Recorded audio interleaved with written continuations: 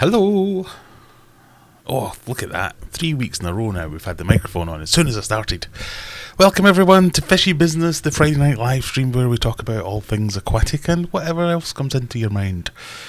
No rules as such other than the usual, just be polite to each other and all that, and we'll have a nice Friday evening. Welcome all. Grab a healthy snack and beverage, as some people say. Tonight we're on good old the large bottles of Heineken. Makes it look even larger when I hold it that close, doesn't it? Still not got a drink sponsor for this channel, which I'm thoroughly disappointed by. I can definitely use it. Usually by the time we have the live stream on a Friday night, I'm ready for a beer. So, you know, if there's any major labels out there want to sponsor a small channel, who will happily sell out for Heineken to sponsor me or someone like that. But anyway, welcome one and all. Hope you're all well. As I say, welcome to the Friday night live stream. What's going on? Say hello in the comments. Let me know if you can see me, if you can hear me, all that. I'm just going to assume you can see me and hear me this time. You know, what are we now? Stream 70 something? Surely I've got this in the bag by now. Yep, green lights everywhere. Well, let's just assume that that's all going well. So who have we got in tonight? We've got Callum. Welcome, Callum. How are you? Hope you're well. Saw you and your missus on a wee hike up a hill the other day on the old faceplant. Rocky's Rocky. Aquarium Daily, good evening. Kaylee's in. QC Aquaholic. Phil's in. How are you doing, Phil? Hope you're well. Oh, I already can't see. Am I getting instantly old? Or last time this happened, I'd been wearing my glasses for about a week going, struggling to read that. That's a really small text. It turned out the lens had fallen out. But nope, that's not happened this time. I'm just old. Lanx Fishkeeper. Sun Stealer 78. Welcome. The mic works good, so that's good to hear. Hans is in. Good evening, Hans. Leanne. Hello there. I can almost see some of this. So apologies if I'm missing you, but for some reason everything seems very small. It must just be me. I mean, I don't think I could have a bigger monitor. So I'm just trying to make some of this a little bit bigger. No. Oh well. David, hello there. Paul, good evening. QC Aquaholics on beer number 2 and making some jambalaya. So, jambalaya. Is jambalaya what I think it is? Is that the rice and fish and stuff like that? We're starting Googling early. Jambalaya. It's a dish. Chorizo and chicken. An American Creole and Cajun rice dish of French, African and Spanish influence consisting mainly of meat and vegetables mixed with rice. Chicken, chorizo, prawns, basically whatever the hell you want, it seems. Sounds delish. A couple of rum and cokes waiting for my pulled pork to finish. Oh god, I'm hungry now. I had biryani for dinner tonight. I was going to say homemade, but it's homemade from a packet. Everything came from a packet rather than being cooked from scratch. But it wasn't a takeaway. That's what's important to say. Aquaballs. Now there's a name. Aquaballs. Hope you're doing well. QC Aquaholic says, are you at 1k yet, Aquaballs? Sorry, missed you there, Mark Arrowsmith. Good evening. Aquaballs. Let's go and see if Aquaballs is at 1k and maybe we can help him get there. Or her. Don't mean to misgender anyone. Please don't cancel me. But you're saying Aquaballs, surely. Oh, you're close. Let's go, little face. Aquaballs is on 993. And you keep discus, right? That's good enough. There you go. 994. So, I take no responsibility for this, but go and check out Aquaballs. See if we can't get them over that 1,000 barrier, and I will go and look at some of your videos later. I'm not doing it now because last week I got a copyright strike by watching someone else's video and demonetized, so that was fun. Thanks, Scott, if you're watching. Scott. Totally not your fault, Scott, but it was you that gave me the link to the video. Clark's Mini Fish Room. No, not yet. We'll get you there, don't worry. Aquarium Daily, straight in there with the awkward question. Did everything turn out good with Mega Tank? Yeah, let's move on. Christine, we'll definitely give you points for distance one day. What's that? 3,343 miles. We've got Samar from Turkey.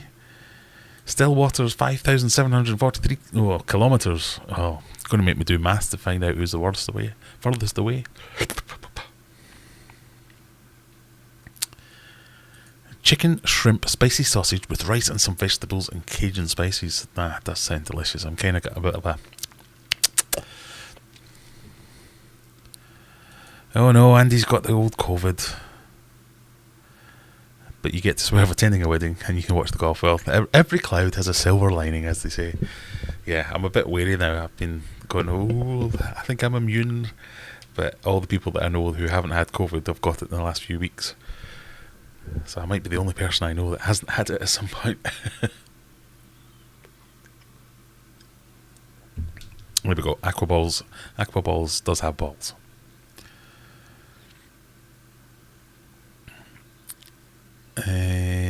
We've got an actual fishy question.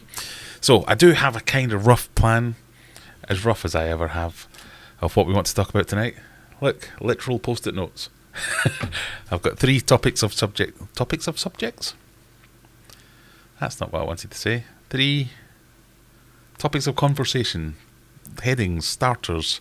But as ever, if you've got any questions, please just fire them into the chat. If you type the word question somewhere in your question, it kind of pops up bright and notifies me, so I see it a little bit better.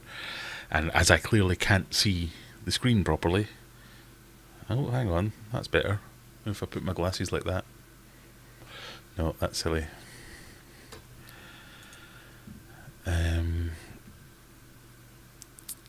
But we'll get on to them. Steve, Courtney, hello everyone. I'm listening in the background but watching the England women. Ugh, you don't need to watch that. Surely they've already romped it, haven't they? Callum's about a mile away. Really?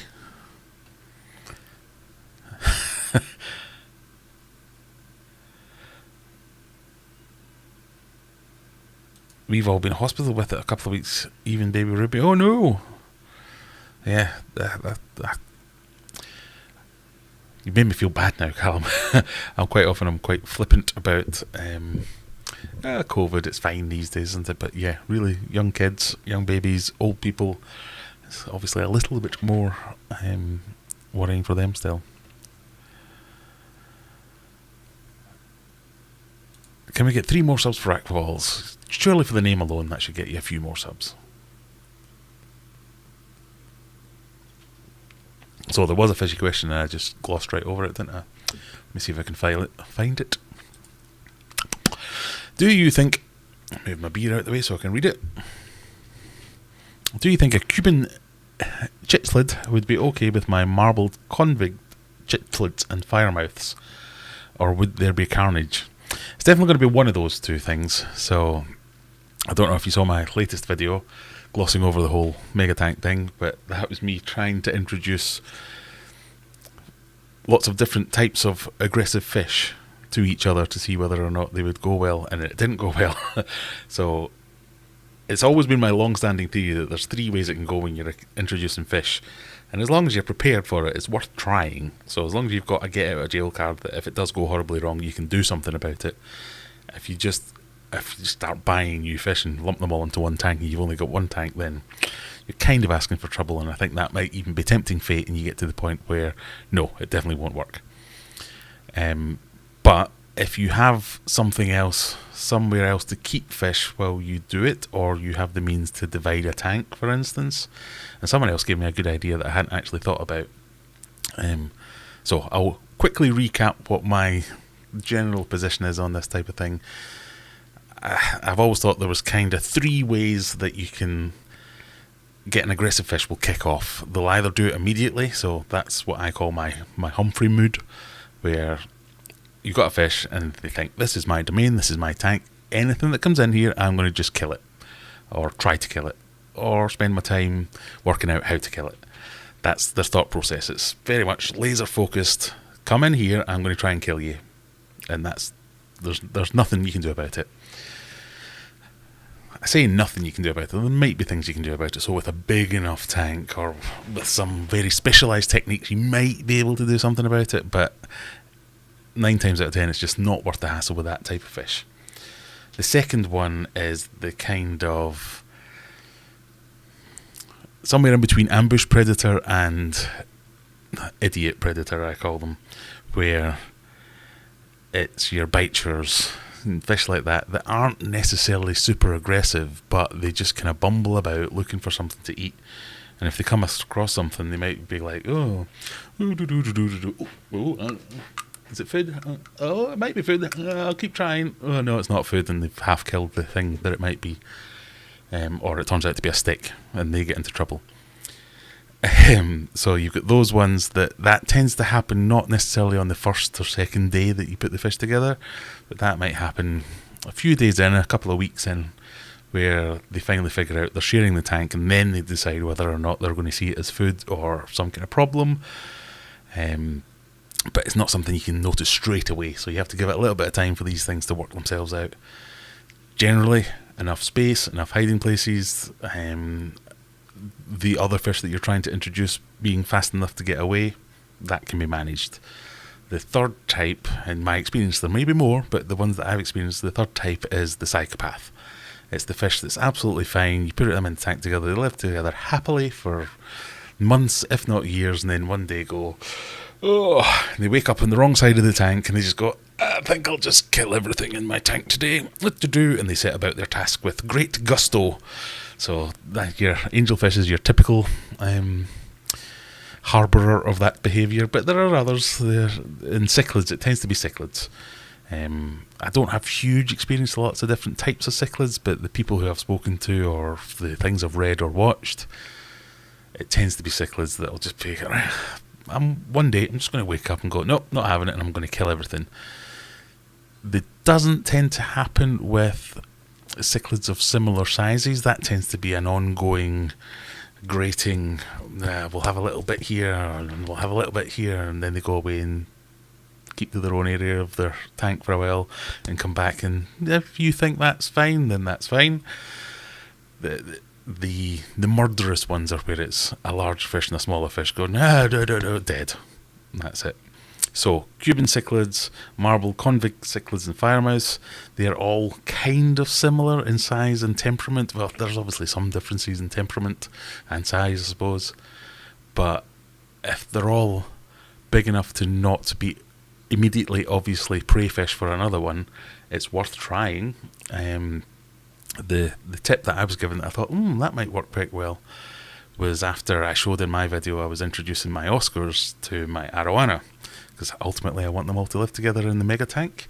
So I thought, there's a school of thought that says if you get them all young and they grow up together, they don't see each other as food necessarily.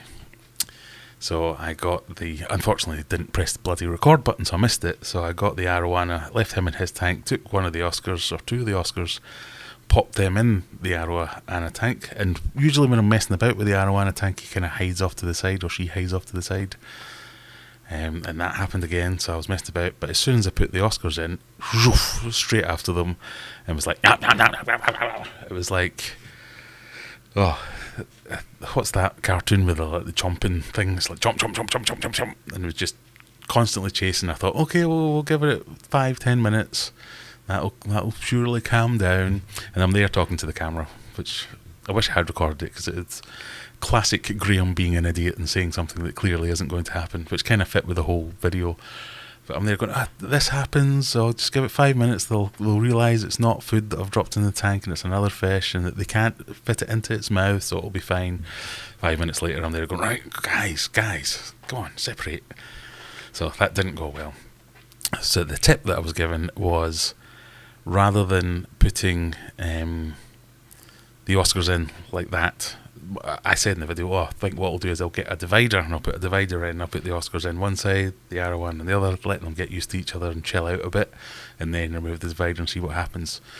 But another way to do that is to take the arowana out into a bucket, a hailstone, something like that, and put the Oscars in and let them get used to the tank, because obviously when you introduce a fish to a new tank, it's a bit like, what the hell? And it's got that kind of startled reaction. Quite often they'll hide straight away, or they'll just look feared. Oh, my balls. What's happened there? Oh, thank you very much, Noodle Sandwich, for the super chat.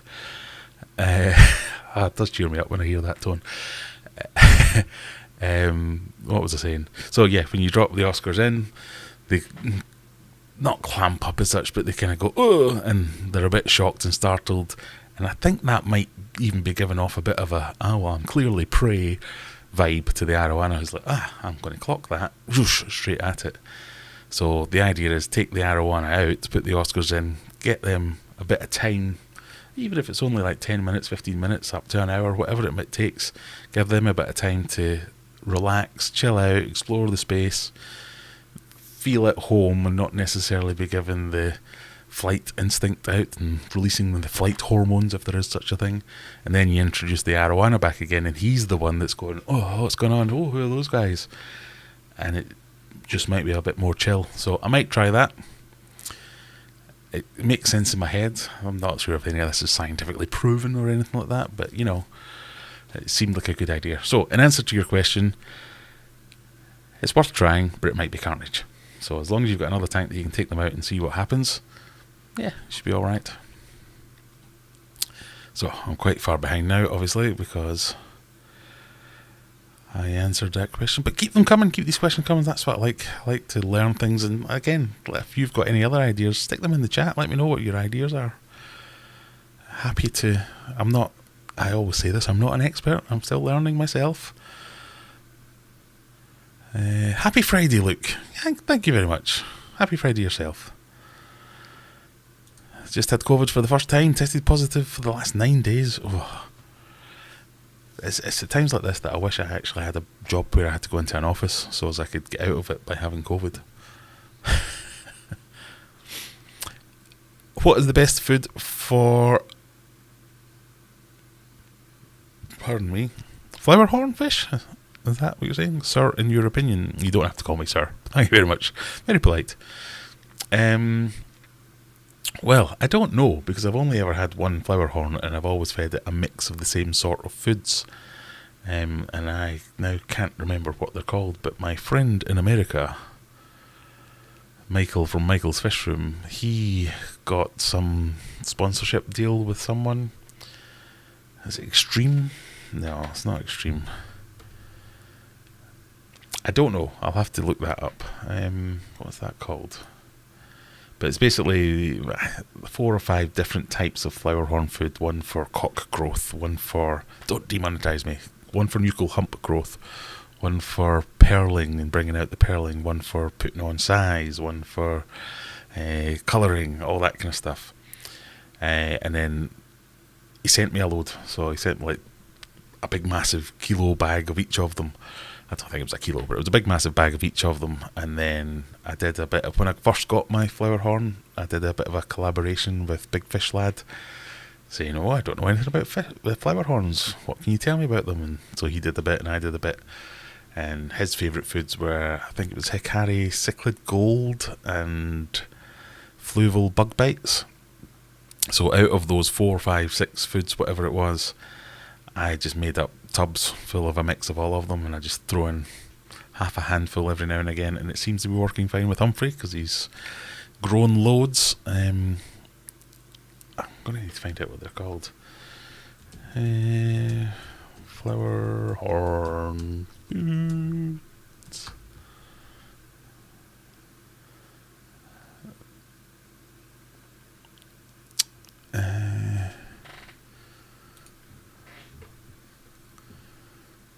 Flowerhorn foods. I can't remember what it's called.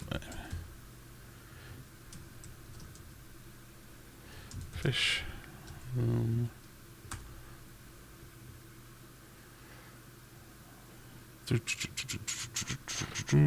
Excalibur. That's the one. Exealiber.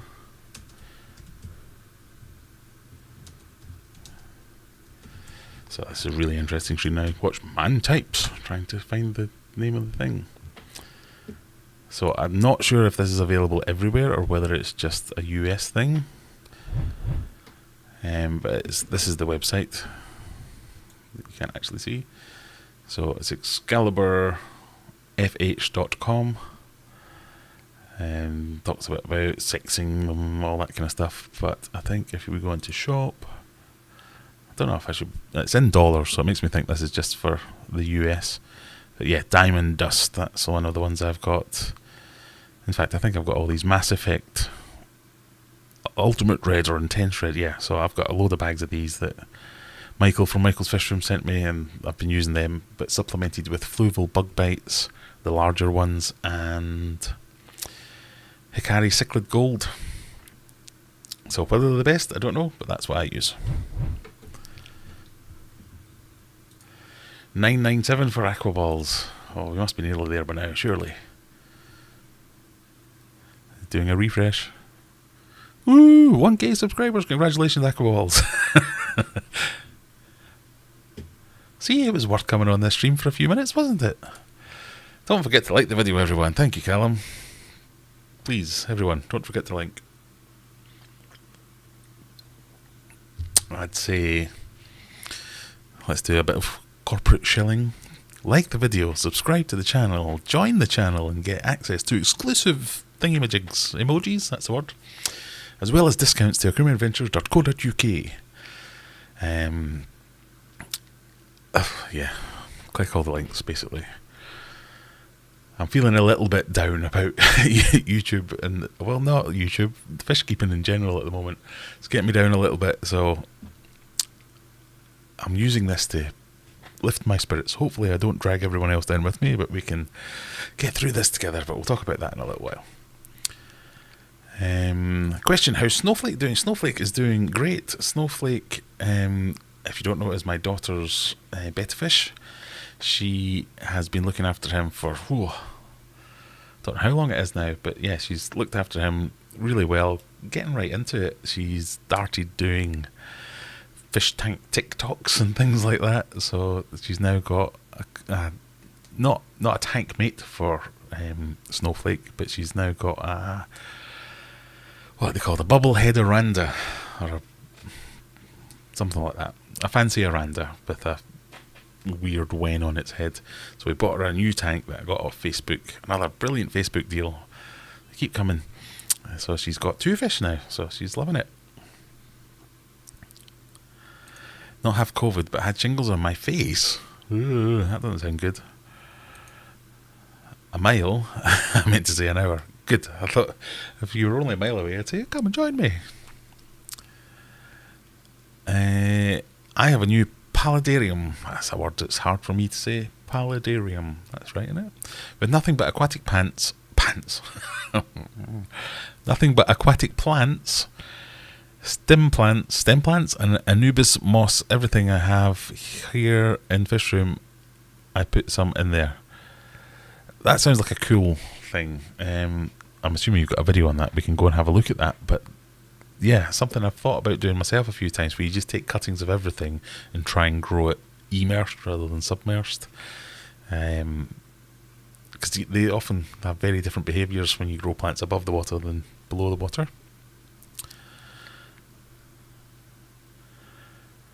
Change your name to Oma Balls. I'm sharing you with the Lionesses too. Oh, they probably, what are they, about 8-0 up by now? 25 likes and 45 views? Oh, surely not. Surely not. Come on, people, you can do better than that. 60 viewers and 37 likes. Come on, it's the price of admission, people. You just have to click like, whether you mean it or not. In fact, click dislike if you want. I don't care. Just click something. Aquaballs now on 1,000, no problem.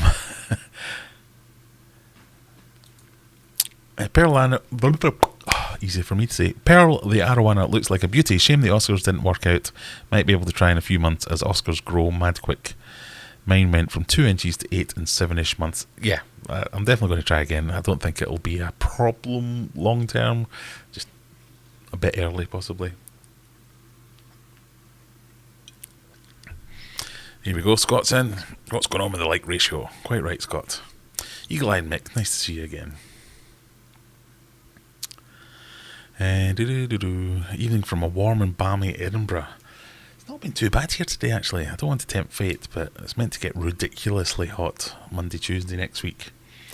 So that was one of the topics that I was thinking of for this evening, is dealing with heat for the fish keeper. How do you deal with heat in your aquariums when the environment is ridiculously hot? Some techniques that we might use, but I might just get in ahead of everything and say I'm planning a barbecue for Monday and Tuesday. So now it will rain. Sir, right, stop calling me sir, that makes me feel weird.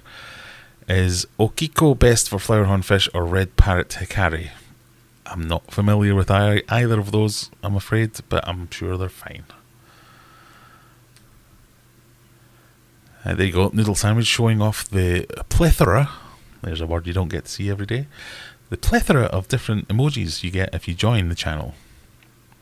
No extra content, despite how many times I promise it. I've just never managed to get there. But emojis, come on, what more do you want? If I had Mega Tank, I think I would move in with the fish in this heat. It's not been bad here. I don't know what the problem is. Everyone else is saying, oh, it's so hot. But yeah, Sheffield, it's been cloudy this week. If anything, I think my wife put a jumper on earlier. It was that cold. 4-0. 4-0 to the Lionesses. From what I've seen, aggression seems to go down in larger tanks. Some fish might need a metre or more space to call their own. Yeah, space is a big factor, definitely. Just catching up 2 times the copyright, don't worry about it.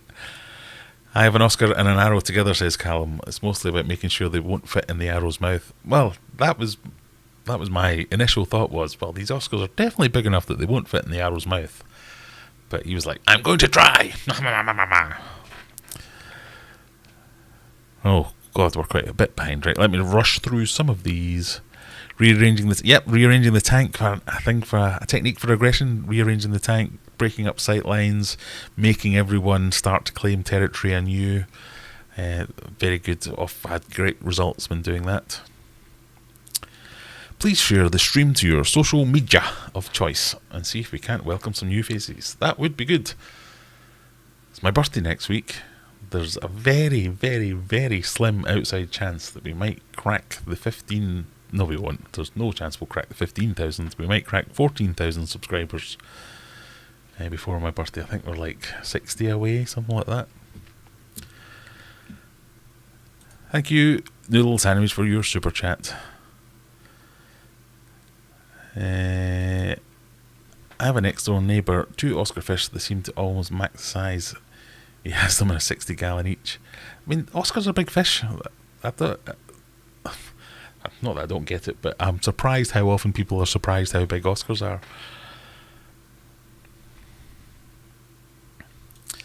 The only thing you've ever put in the tank is food, so the arrow's probably expecting food. Very true. Yeah, we've got some work to do on that fish. Let's just put it that way. Cold water. That's probably an answer to something else that I've missed. Sorry. Right, let's crack on. I was just watching Michael's Fish Room. There you go. Say hello.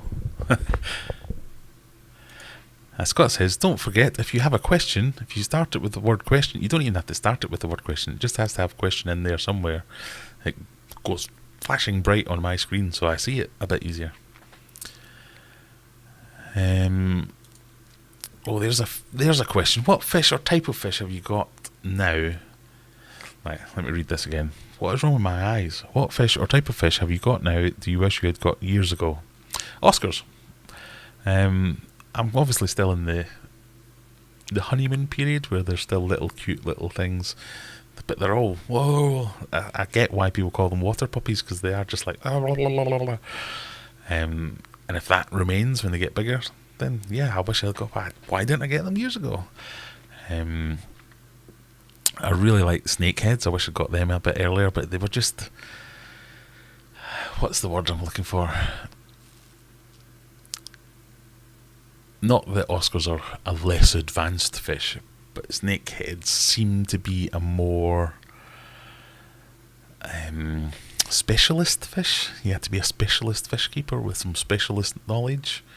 I'm not sure that's really true because I'm not a specialist, and just with a little bit of reading and asking some questions and not being scared to ask questions, you can figure out most things. Whereas some fish are just like, and this seems strange seeing that my biggest passion for fish is the discus, which everyone says are, they're very specialist, really hard to look after. But there's lots of fish that you just need water and they'll kind of take care of themselves. Whereas there are other fish where you need to do a lot. So snakeheads, I wish I'd got them a bit earlier so as I could get into them a bit earlier, and by this stage in my career of fish keeping I might know more about them and have more experience of keeping them, because they surprise me quite a lot. I'm forever thinking I've killed them because I can't find them in the tank, and then all of a sudden I'll be doing something else and they'll be sat at the glass going, excuse me sir, hello, could we have one of those worms please that we saw you giving out earlier? You're like, oh, you're not dead, brilliant. So yeah, there's that. I kind of feel like I've missed out on goldfish as well, pardon me, or fancy goldfish. But that might be good timing, because maybe this is the time to get into goldfish, even though the prices of them are rocketing. The prices of keeping them would drastically reduce my bills. We'll see. Oh, I'll need to ponder on that one. You might have to ask me again, see if I thought of anything else by the end of the stream. Any thoughts on combining an under gravel filter and a canister filter? Well, not specifically. I'm not saying it's not a bad idea. I don't mind an under gravel filter. There's a reason people used to use them all the time, because they work. I'm quite a fan of air driven filters in general. That might be because I've got the fish room and a lot of tanks. It's cheaper to run one big air pump than it is to run 20 different filters and different types of filters. So I really like air driven filters for that point of view, but they also have their other benefits of an air-driven filter creates bubbles, which creates movement in the water, so it gives you a little bit of movement in the water. Those bubbles also pop at the top of the tank and create surface agitation and movement, so you get a gas exchange going on, so it releases the harmful gases and brings in the oxygenation of the water. Another really good important thing when it gets hot, because we'll talk about that in a minute.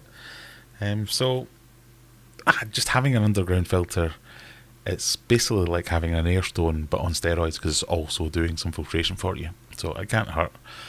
A lot of the negative points about under gravel filters are it's not even a negative point. A lot of the complaints people have is that they're not super efficient.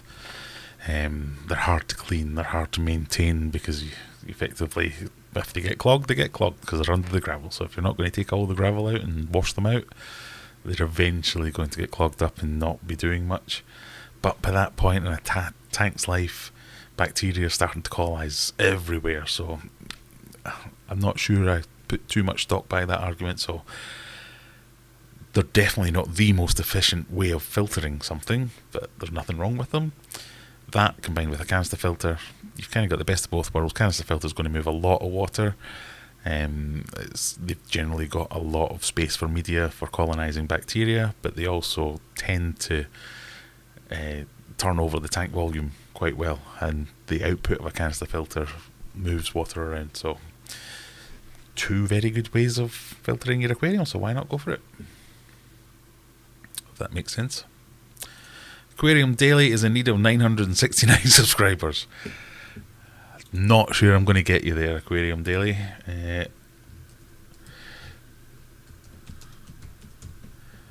Let's have a look.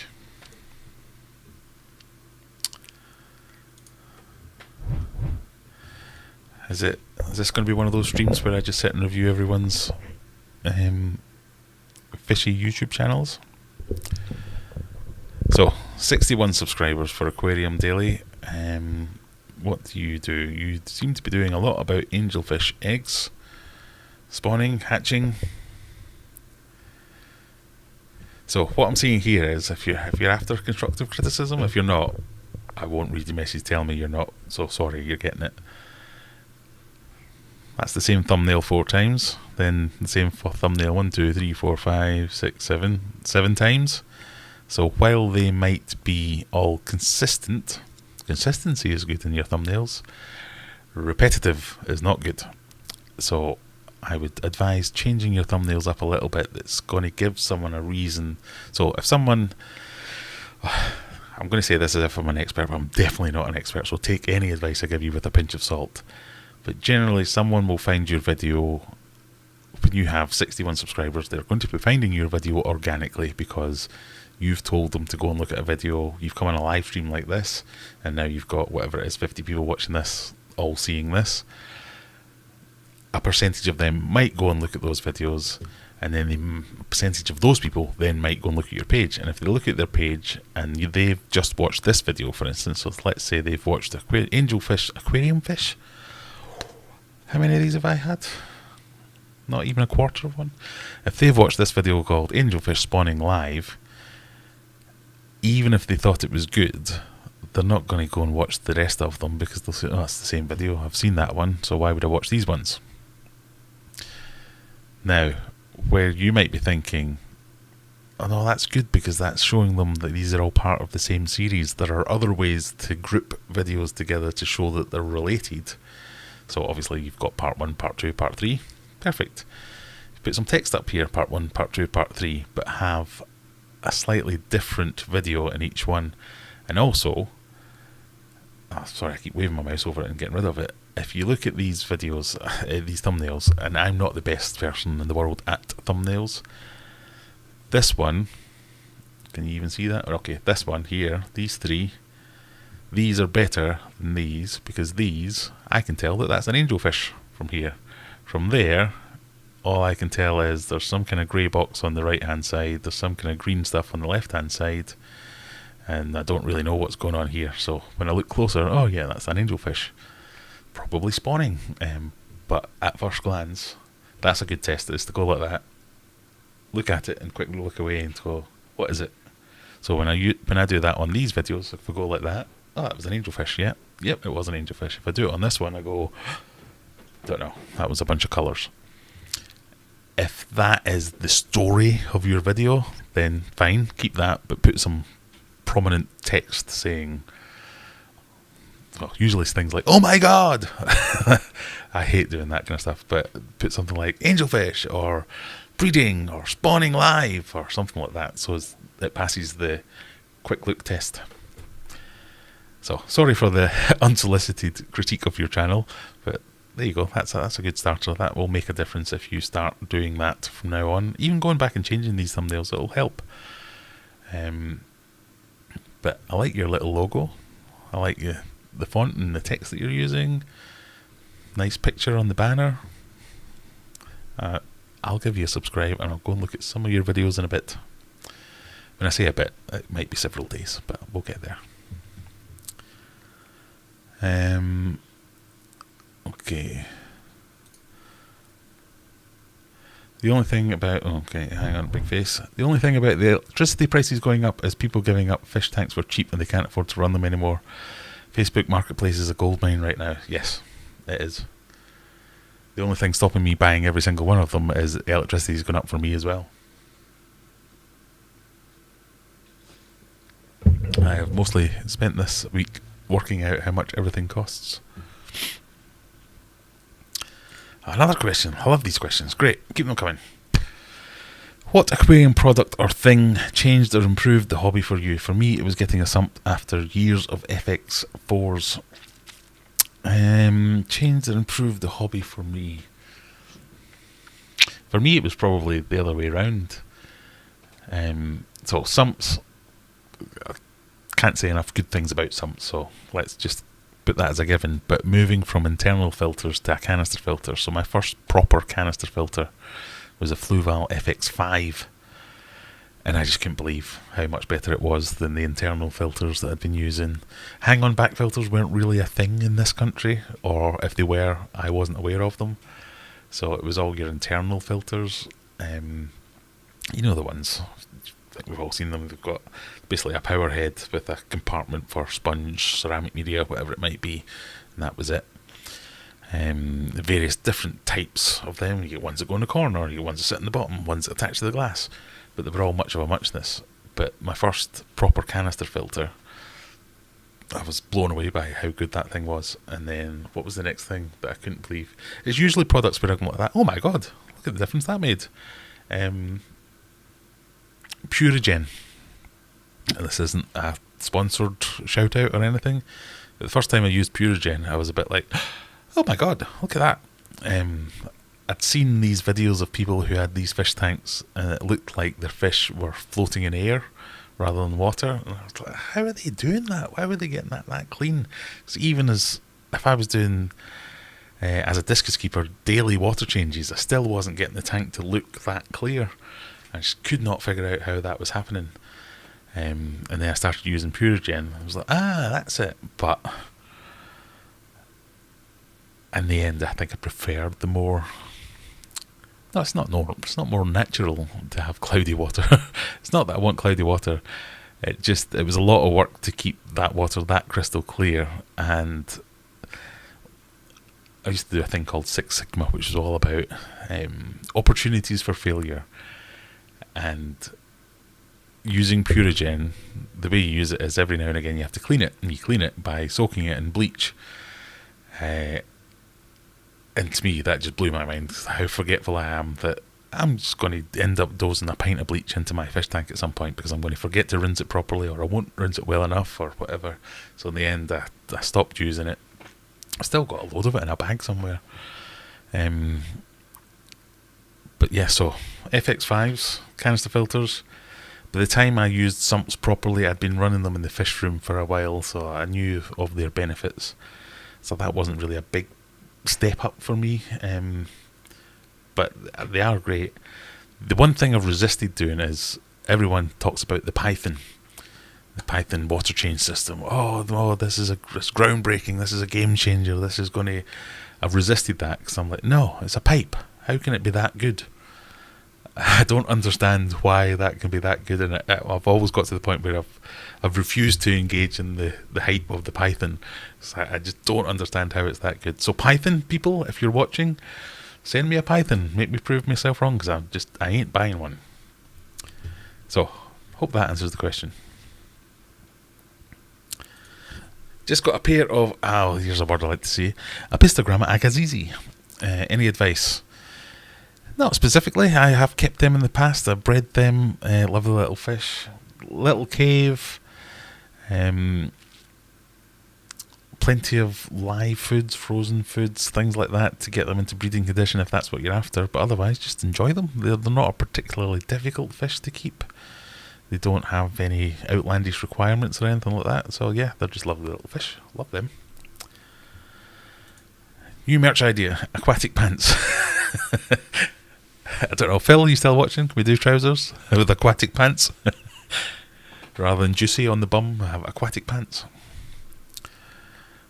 Oh my god, I'm miles behind now. Right, sorry people, sorry, I must stop talking so much. Oh, here's a topic so what is considered ridiculously hot over there?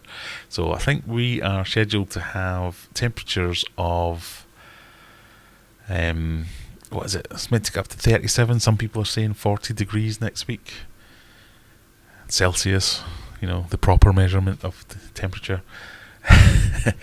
And I know there are people in the world who live with temperatures much hotter than that.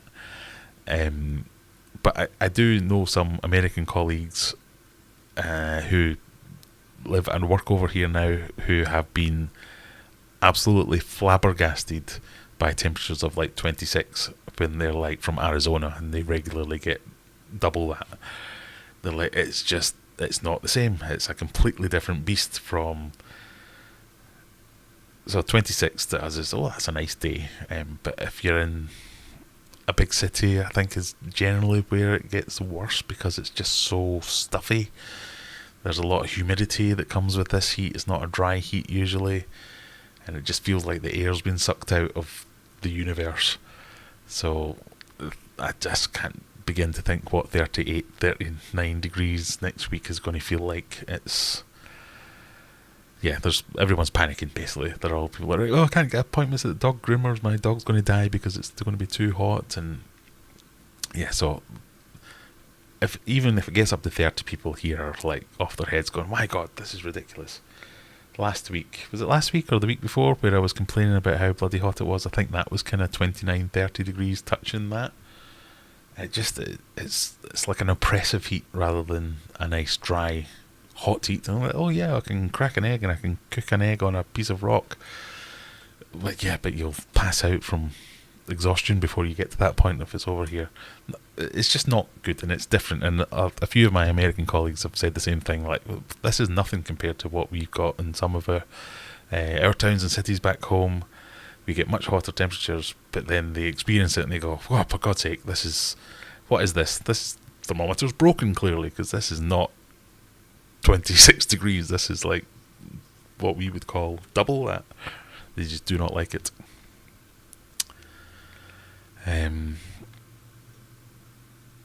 Yeah, so it's a slightly different beast. I think that's all. Yeah, so that's what a lot of my American friends have been saying. Oh, that's nothing, these temperatures, we get that all the time. That's like I might consider wearing a t-shirt without a jacket weather. But it's some reason it's just different. I can't explain it. That's why I like my ponds. The perfect place to chill on a hot day. Yes, if only I didn't have to do work. It's work that's the problem. Turned the heater off on my house tank. I also have drip fed cold water going into it. Temperature stays about 72 degrees. See, this is a thing. So normally that kind of question triggers me, and I go, "Why? You don't need to turn your heater off. Your heater has a thermostat in it. It turns itself off." But I've been doing a lot of power testing this week, so I've got tanks. My approach to heating my fish room thus far has been, am I still live? Has my internet gone away again? Oh no, I appear to still be here. So my approach so far has been, I'm going to heat the room, so I've got a radiator in the room that's kicking out the heat to keep the room at a stable temperature. But then I still have the heaters in the tanks plugged in with those thermostats, obviously, so as if something goes wrong with the central heating, or I screw up the schedule, which is something I have done, the heaters will kick on when the temperature in the tanks drops. But the heating in the room has been going perfectly. And I've got heaters, specifically my pea puffer tank and... what other tank is it? Might be Humphrey's tank. I've got heaters in them for backups that are set to like, I don't know, 24 degrees or something like that. And I went in this evening and I'm testing all the tanks and they're sat at 25.5 degrees. Well, that's fine. It's a hot day. The heater's been on. It's keeping the room warm. Yep, that's kind of the area I'm going for. But the heater itself was on. Now it's one of those. They're all cheapy ones, really. I don't buy the big expensive ones. It was set to something like 24 degrees, but the water was way hotter than that, and it was still on. And I was like, oh. So wasting power trying to heat water hotter than I actually want it. And it was same. Different brand heater, but the same thing was going on in one of the other tanks. I think it was Humphrey's tank. So now I'm thinking of changing that tact. So normally I would run all my heaters through heating controllers so as I can manage them like that, because heaters are notoriously terrible at keeping temperature, but they're usually pretty good at, as long as they're working, the thermostat will switch them off. So I would run Elitech heating controllers. We've done reviews on Nightbird heating controllers. They're all much all great, all fine. Then I forgot where I'm going with this now. So rather than having the heaters in the tank as backup, what my plan is now that I'm going to take all the heaters out of the tank and just invest in a couple of thermostats in the room. Like smart switches, the smart temperature probes, smart thermometers. There is a word I'm reaching for but not getting, but smart things that will say, beep beep beep, Graham, the temperature has dropped to 23 degrees in the fish room, go and check it out, type of thing. And then I'm definitely not consuming excess energy, because what I'm paranoid about at the moment is consuming energy when I don't need to be, because energy prices through the roof, and they're just going to go even more through the roof later in the year, so I want to avoid any possibility of spending too much money on this, because I don't want to give up. And that is a thought that I've been given some brain space to it. It's passed through my head a few times recently of, is it worth it, this? Why am I doing this? Let's just pack this nonsense in. It's costing me a fortune. Yeah, so that's kind of where my headspace has been at recently. But we'll talk about that. I'm at risk of now saying we'll talk about that later and then never actually talking about these things. But let me try and catch up on the chat.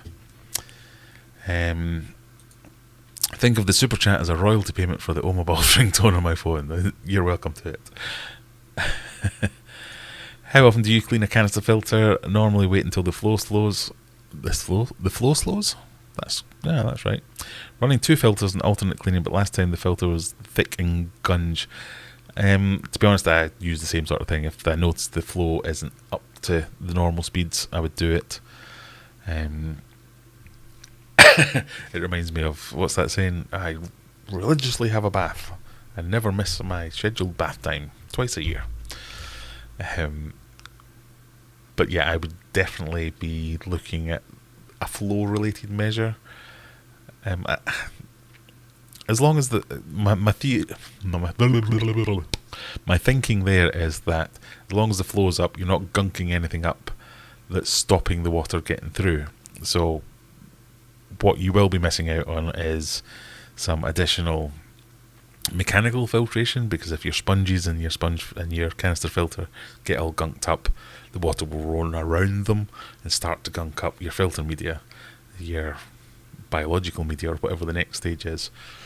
But most filters, that's what stops the flow slowing in the first place. They don't allow it to go around, so they just start to slow down and you can get on top of it. But there are some types, I haven't used every single filter, where they catch it, and if they can't get through that way, they just divert the water through some other route and it goes straight into the biological media, and then that takes another couple of weeks before that's completely gunked up, and then you've got a much bigger job. So it depends on the type of filter, but if you can do monthly changes, you'll probably be fine. But you just work it out for yourself, what kind of gunk build up you're getting in what kind of time frame.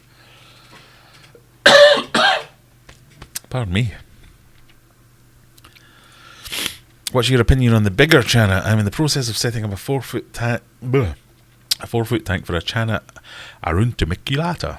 No way I spelled that right. I know what you're going for there.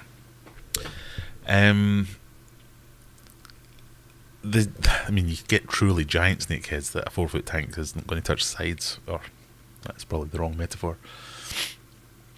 A 4-foot tank, it will only touch the sides. But you probably need a much bigger tank than that. Like I say, I'm not an expert in snakeheads. I've only been keeping them for, less than a year. Been reading up on them a little bit about that, but I've been specifically reading up on the type that I wanted to keep.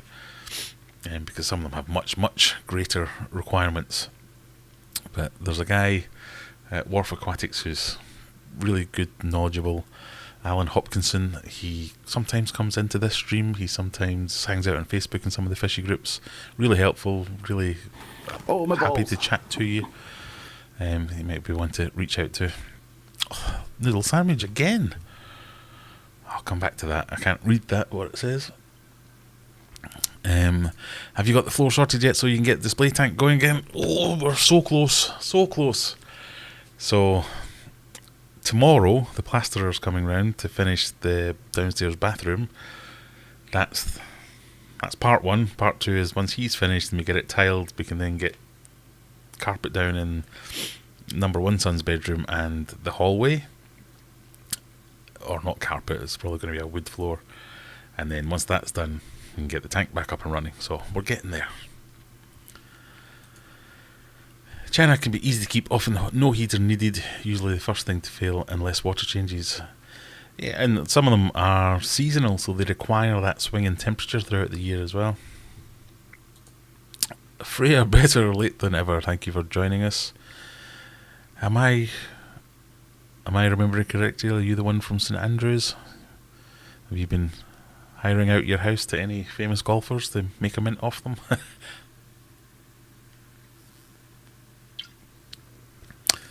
Kevin says, good luck with Mega Tank. I had a couple of years ago, but I had similar problem with leaks. Then needed to relocate, no way to move. What was a 4.8 meter water dispenser? Yeah. Pardon me.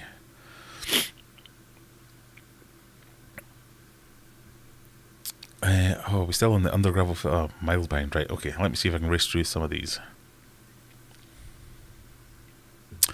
What is your take on the other side of the hobby? The trading fish to try something new. Think I'm missing out on trying new things, but getting rid of Malawi or discus doesn't feel right. Yeah, I'm kind of in the same boat where I tend not to do that. I tend to just get more tanks and try more fish that way. Yeah, it's... I have nothing against it. It's just not for me. I don't like this idea of, right, I'm going to get all these fish. It's something that I've complained about for the king of DIY. That was my thing, was he did that. He would buy a fish, keep it for a few months, and then get rid of it again. But he's not the only one. That is a way people do things. So I probably shouldn't have picked on just particularly him for doing that. But it's just not for me. But I have nothing against it, really. I understand where it's coming from. There are reasons why people want to give up on fish. Sometimes they just don't click with them. Sometimes you're thinking... I mean, I've had a few fish where I've been like, what an arsehole you are. Oh, I can't wait till you get old and die. I can't wait till something accidentally eats you. But I probably think, should I just got rid? There'll be somebody that would be like, oh, I love that fish. And I have given away a lot of fish that I've given away. People said, oh, I really like that fish that you've got in that tank.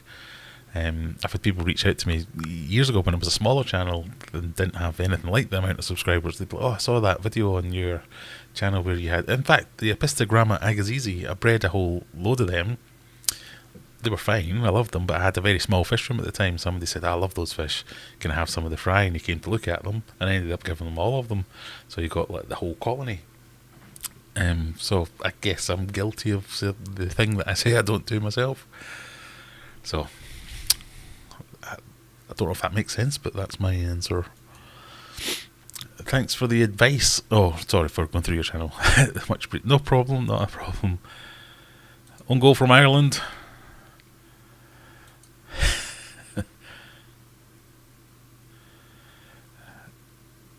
It's a good way to go. Yes, it is, with the dual canisters thing. Yeah, look, switching to mainly cold water fish. Yeah, lots of people are doing it. That's why the prices of goldfish and the cool water fish are going through the roof.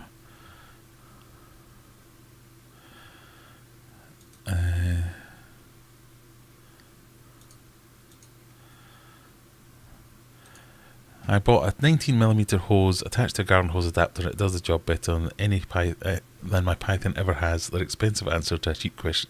That's what I think. But everyone that I speak to who's got one was like, oh, yeah, I used to think that. But then I got a Python and it was so much better. And I'm like, how can it be? I just don't get it.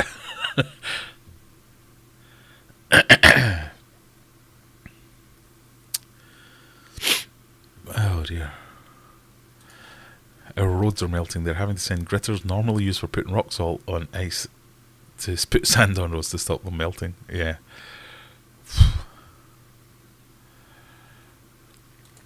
Mark says, what are your thoughts on mixing juvenile and adult discus and stunting? My thoughts are it's fine.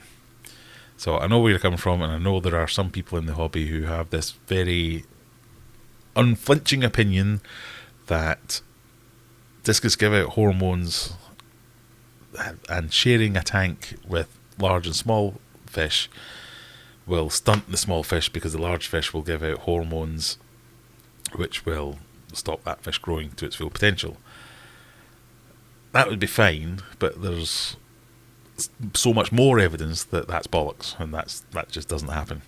The fish definitely do give out hormones, but there's no evidence that those hormones are actually the things that are stunting the growth of fish that get stunted. So then they changed their tack and they said, well, what is actually happening is it's when the fish pair off and start breeding, they give out hormones to stop all the other fish catching up in size so as they don't compete to breed. Also bollocks. there's so much pseudoscience around here, and I'm as guilty as anyone else. Whereas I'll read something that sounds vaguely scientific and go, yeah. I won't go and do the research like you'll often see freshwater ichthyology here and others who actually do read the scientific papers and understand the science and understand what's being proposed and suggested. I'm much more of the common sense scientist kind of thing, without thinking, going, yeah, that makes sense. But things like that, there's so much more evidence that says, yes, there are definitely hormones being released by adult fish, and you can measure them, and you can objectively say, this is the level of hormone that's been released. But what you can also say is, look at the numbers. I do it all the time. So I have fish of all different sizes, and they all grow at all different rates. So if a fish was releasing a stable number of hormones into the water, and I have two smaller fish, why would it only affect one of them but not the other one? And that's what happens all the time. So I just don't think it's that at all. I think it's just nature, that things grow at different rates. There's probably a proper scientific way to measure this, but the people who I trust to come up with their scientific opinions and interpret the scientific data have time and time again said, no, that's not a thing. That doesn't happen like that. The hormones, they're not genetically predisposed. They're not genetically predisposed to stunt growth in another fish.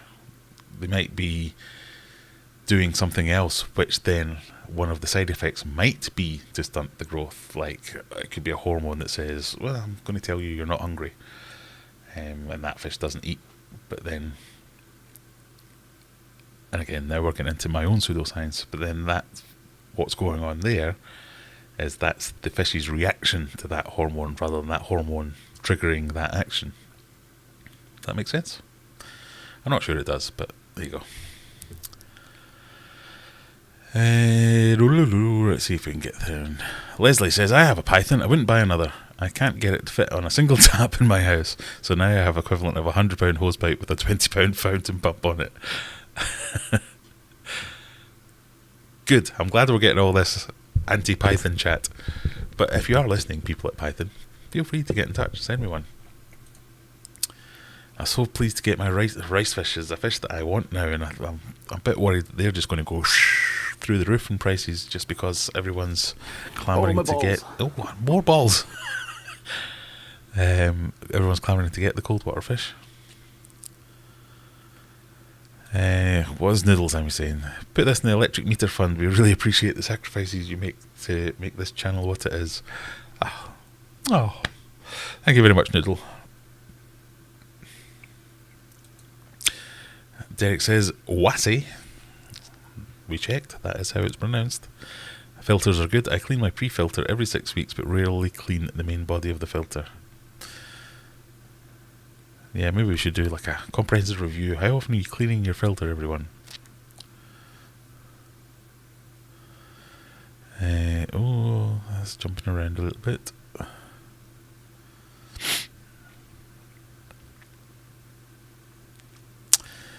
No golfers in my wee house, but the town centre is heaving right now. I bet it is. That's in Andrews to anyone that's thinking.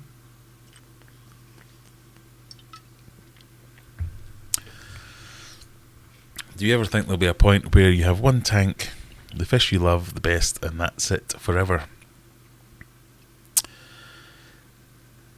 Well, if you'd asked me a few weeks ago, I'd probably said no. I quite enjoy having a fish room. I enjoy the challenge it presents and the interest it generates by having new things to learn. So each fish has a slightly different... One of the things I do for picking fish is to...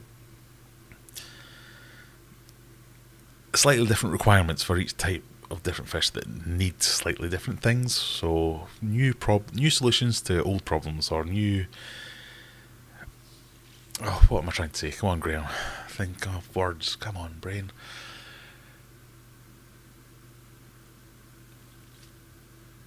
What am I trying to say? So, pea puffers, microworms are a requirement for them, or harvesting growing and harvesting brine shrimp, or keeping a wormery to feed some of the bigger fish, or monitoring tank temperatures and seasonality of fish. That was the thing that attracted me about snakeheads. Breeding, specifically discus egg layers, fascinate me, how that works and how it happens. Live bearers fascinate me, how that is, especially guppies and things like that, because you get to see the evolution of genetics really quickly. You cycle through these things, you can line breed and create your own strains and all these things. You can see it before your very eyes. So there's all these different facets of the hobby. That was the thing that was interesting me, really. So I thought, yeah, fish room, that's it. So I can have, I used to say, if I could get 20 tanks, that would be enough to, I've probably surpassed that now already, and still think, if I could just get another 20 tanks, then I could probably satisfy everything that I wanted to do.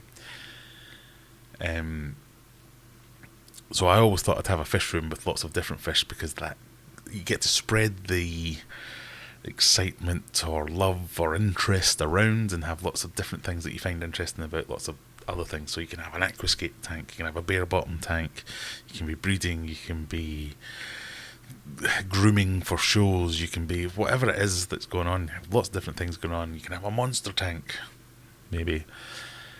So that's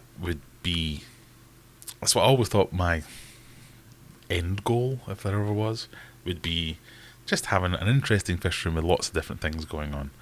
If I won the lottery, I'd probably buy a big building and have hundreds of tanks doing hundreds of different things.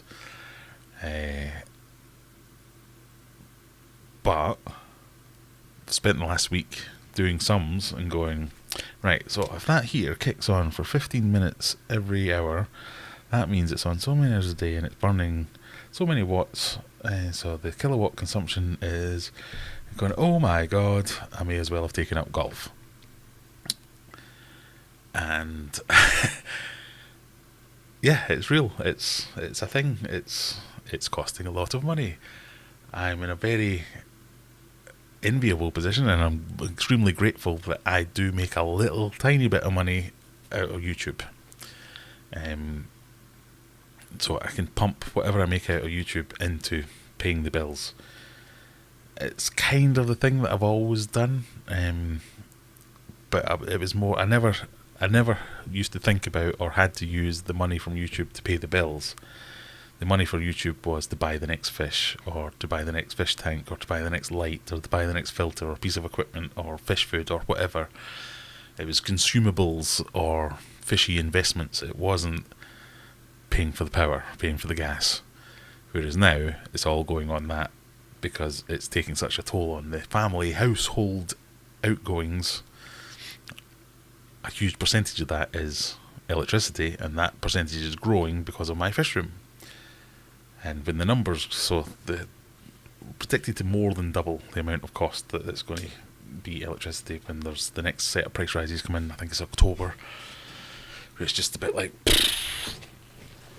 So all the money that I make from YouTube, and probably more, will now go into paying for the electricity bill. And that's not a thing I ever thought I'd have to do. So it's had me seriously questioning, what's the point? Should I just be packing this in? Should I just be, like, say, picking one tank, having my big display tank, have that as my hobby, just have the discus tank that I like so much? It's particularly galling that I'm having these discussions and these thoughts at the same time. The project that I've just sunk 1,500 quid into keeps dying on me. So I'm kind of flipping in between. Shall I get a sledgehammer to it, or shall I pour petrol on it? So yeah, that's. I don't know whether I'd ever say it was forever, that I would just have one tank and that would be it forever. I'd probably have one tank, and then I don't know. It'd be heart-wrenching and gutting to get rid of my fish room. So much so that I don't think I'd ever feel like getting it back again, because I think I'd just have that. It's a bit like when I moved house. Moving house was so difficult, getting rid of all those fish, moving the fish that I did want to keep, And then back again. I thought, right, never moving house again. that done. That was too much. If I got rid of my fish tanks, all my fish, I think that would be the hobby. I'd probably still have a fish tank, and obviously my daughter's now getting into it, so she'll have her fish tank. But the fish room is definitely, it's on the brink at the moment. As much as I love making YouTube videos, I don't think I'd have enough content to make if I only had one tank, so I'd probably have to give up YouTube as well.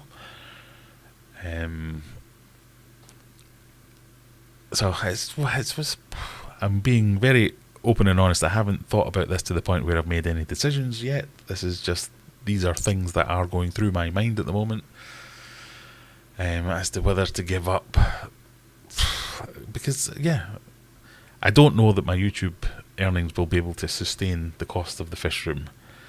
I don't know that they'll be able to sustain the failures that I seem to regularly encounter. If I have to write off Mega Tank, that will probably be it for me. So that might be the final video you get to see on this challenge, is me setting fire to it or smashing it with hammers, or I don't know, whatever. But on the brighter side of that, every time Mega Tank leaks, I get a new record for the most amount of views that I get in a day. So last video I got some 3,000 views in the first 24 hours. That's not happened for a long time. So, you know, if the channel grows, that might sustain the fish room, and then sustain the channel. So it's a bit of a chicken and egg situation, that I need the channel to grow to sustain the fish room, but I need the fish room to enable the channel to grow. And that's not entirely true. I just need to make better content, and I know that. But my proper job keeps getting in the bloody way. I don't know how these YouTubers do it who have proper jobs. YouTube's just it's not even a speck of sand in the desert of what my proper job pays me. So I can't afford to not do that and be off pissing about making YouTube videos. So that's probably a longer answer than I intended to give to that very nondescript question. But that's kind of where I'm at. And so talking a little bit about Mega Tank, I'll come back and do questions later. I'll just try and get through the subjects that I thought I was going to get through. So talking a little bit about Mega Tank, it obviously failed again. If you saw the video, I tried to make light of it. It was just, I was proper gutted for that. I was quite excited. I was about to make a video about moving fish into Mega Tank. I was going to put Humphrey in Mega Tank. We talked a little bit about it last week. If you're new here, Mega Tank is my DIY tank that I made myself out of wood and liquid rubber and other materials that everyone was very much telling me this would happen. And it sprung a leak. So I made the intro about how I designed some bits of bogwood that I was going to use as decoration, some rocks that I was going to move in. I was going to move Humphrey in there, let him spread his fins for a while and swim around in happiness for a few months until all the other fish grew up a bit and were big enough to put in that tank.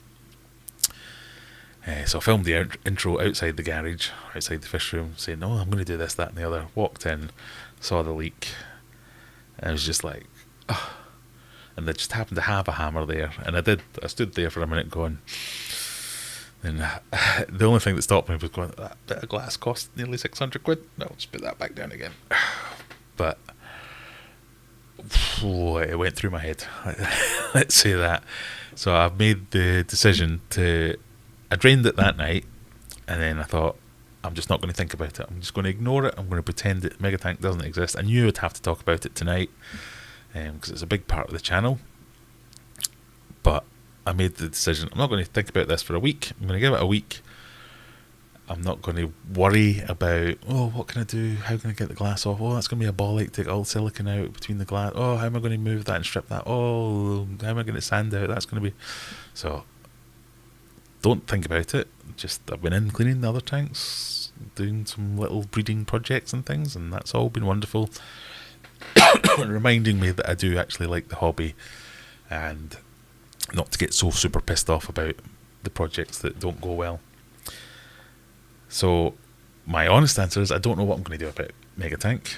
I'm going to attempt to fix it in some way, but I haven't put any brain power into planning how I'm going to fix it. I'll probably try and remove the glass. I'll probably try and remove all the sand, can't get the glass back out without taking the brace off, which I could do, but I don't want to do. So I'm probably just going to move the glass to the back of the tank. This is me now giving it brain power after promising not to. Move the glass to the back of the tank, get in and see what's going on around that corner. My only thing I can think of is that something's happened in that corner, whether it's been moving the glass into position has put in a little nick somewhere, whether me resealing it last time when I was trying to clean out the old silicone has put in a little nick with it with a knife or something, because it's definitely not coming through the glass. It's not, it can't be, it just can't. So there's been a few comments saying, I think it's between the glass and the frame that it's coming through, or now that you've blocked it up, it can't get through there, so it's finding another way. It can't, it literally can't. It's got to be from the tank itself. So that if it was coming through the glass in any way, the only way it can go is out the front of the glass. It can't then find a route under there, because all those all those panels overlap to a degree that it can't go in that direction if that's what's going on. The only way the glass can leak is if it comes through the glass itself or through the sides of the glass. So all those seals are fine. This has got to be the tank itself.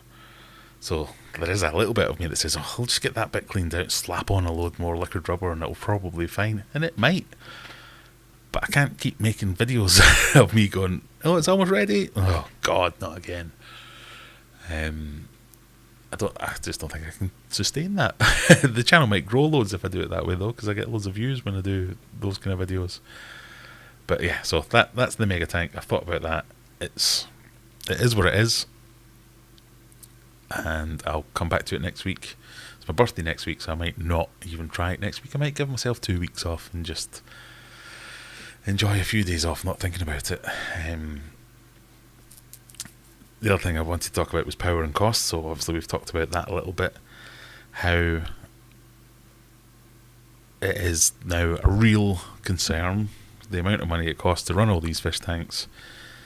I'm still in a bit of a testing phase, trying to figure out how much better it is to heat the room than it is to heat the filters individually. We're trying to figure out, so I've got solar panels on the roof here that when it's sunny, this house barely requires any additional energy other than what the solar panels are providing. But when it gets to like 5-6 o'clock and switch the oven on, it just goes so as soon as the light goes away, this house is like a power vacuum, or the opposite of a vacuum, just uses loads of it. So trying to figure out lots of ways to deal with that, make the most of the solar panels. Do I just turn all the heaters on in the fish room during the day and then only use the room heating at night? Shortening the amount of time the lights are on. I mean, all the lights are fairly new LED lights, but if each of them are like 10, 15, 20, 30 watts, and I've got 10 of them to cover the fish room, that soon adds up. The air pump that's driving all the air filters, that's great, it's efficient. That's one thing that's driving all, but it's like 200 watts or whatever it is. Power heads, random hang-on back filters where I'm trying to keep more and more filter media alive to ready to stock mega tank with filter media. Heaters for the discus tanks, just like everything's costing money, it's all costing more money. So when that, none of this is new, it's just the fact that the prices have gone up so much and so quickly that it's now making a bigger impact on our household spend on life. So a larger percentage of my money every month is going towards paying the electric bill than it used to, and the same amount of that electric bill is the fish room, but because the whole thing has become so much more, I need to reduce the fish room part of it. And I almost just about cover that with my YouTube earnings, but the channel's not been growing very fast. So we talked about this recently. I was feeling a bit down about the whole, why do I make these videos? It's not necessarily burnout. I enjoy making the videos. I enjoy the process of filming, the process of editing, the playing with the fish, all that kind of stuff. But it is demoralising when you see other, and this is the evil side of YouTube, the jealousy, how come that person over there is getting 20,000 views for the worst video I've ever seen, with the worst information, no effort in editing, no this, that and the other. Why are they getting all that and I'm putting in all this effort? You know what I mean? Well, what's the point? Relatively no one watches this. I'm a very small channel. Why am I putting so much effort into this when it's not really growing at any rate that's going to... It's just not sustainable at the moment. So unless something changes quickly, it's not going to be sustainable for much longer. So we've got a few more months before it becomes terminal.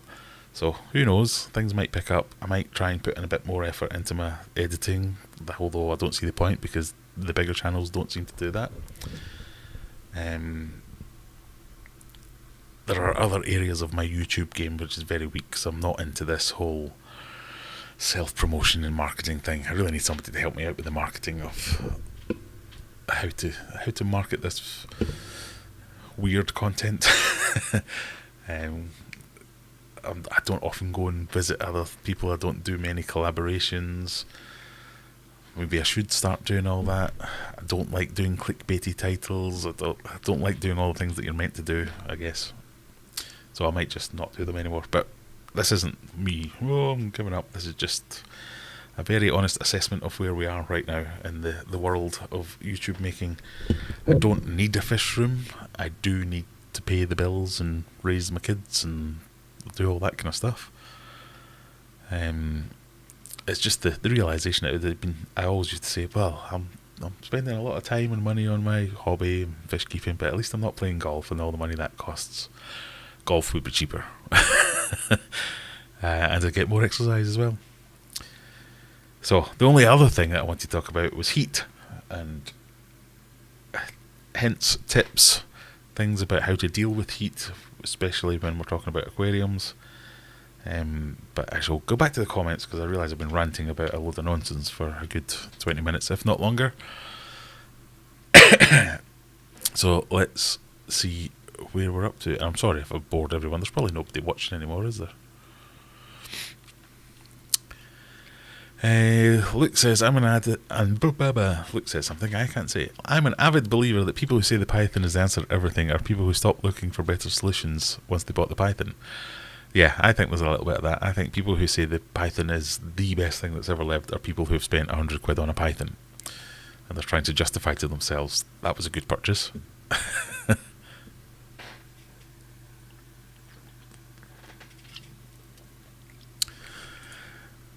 I love the technical speak I can understand. Lots of scientific studies showing this is bollocks. I do apologise. I second what Noodle said. I appreciate all you do. Thank you very much, Kelly. Oh dear. Growth stunting happens in all animals. Birds are a brilliant example. You get 4 chicks all hatched together, always one runt. Yeah, the few of the discus breeders that I used to talk to quite a lot, and some really experienced guys who did shows, were judges and all kinds of things. It's like every batch has some Ronnies, some Ronnie the runts. They go through identical procedures where the fry are all raised from the same age, they're all raised separately in a little tank, they're all fed exactly the same amount, and then some just don't grow up. It's not anything to do with whether they were kept with the parents too long, whether they were kept with fish that were bigger than them. It's just is. Mark agrees. Good. I'm glad I got a few people on my side.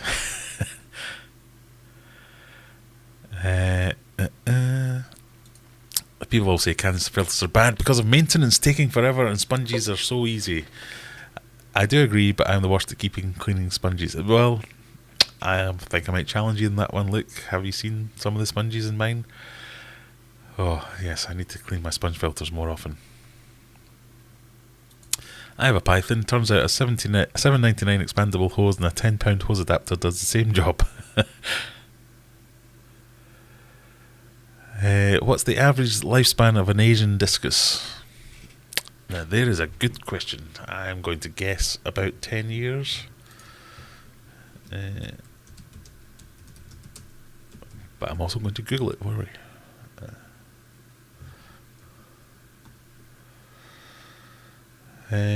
Oh, look at this. I didn't even look this up first. In home aquariums, discus live for an average of 10 years but can live up to 15. So, yeah, about 10 years.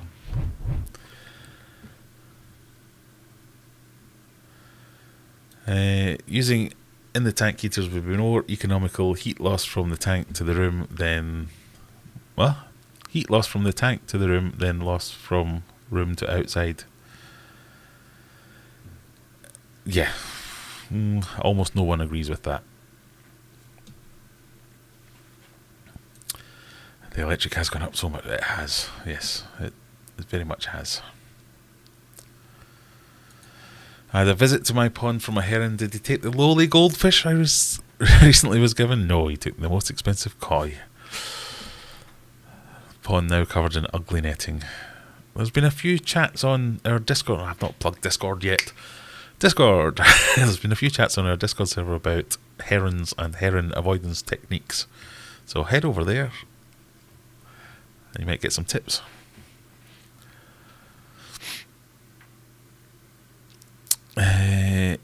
Got to keep the fish room. Well, I want to keep the fish room, but I don't. There is no got to keep the fish room. That's the whole point. I really, really want to, but we'll see. You could also focus on cold. That's another option. Do I focus on cold water fish? But I feel like... So that would clearly be a compromise. Get rid of all the heaters altogether and just get cold water fish. And it could probably be doing it, but it'd be like... I don't know. I feel... Something feels wrong about that for me. Because the thing that gets me excited about fish is, first and foremost, discus. I love the discus fish. I think they're great. I think they're fantastic. That's what got me into the hobby. That's what's kept me in the hobby. That's what's made me want to explore more of the hobby. So I can't give up on that. Obviously I can. So, yeah, maybe I just move the discus and have one discus tank, have that in the house, and that's my hobby tank, and everything else is cold water. But I feel that it's almost like it's an artificial limit that I'm putting on myself that says, it's too expensive now, so I can only keep cold water fish. It feels like I'm doing a disservice to cold water fish, because that's not my passion. And I would only be doing it because that's all I can afford to do. Does that make sense? I don't know if I'm explaining this very well. I don't want to just try and cling on to my fish room by getting something that's good enough and allows me to do it. If I want to have a fish room, I want to do it properly, and I want it to be what I want in there. At the same time, I do like a lot of cold water fish. I love my cold... now I've forgotten the name of them. That's how much I love them. I love them so much I can't remember. White cloud mountain minnows and the various variants. Rice fish, interested in them. I like a lot of the goldfish, fancy goldfish.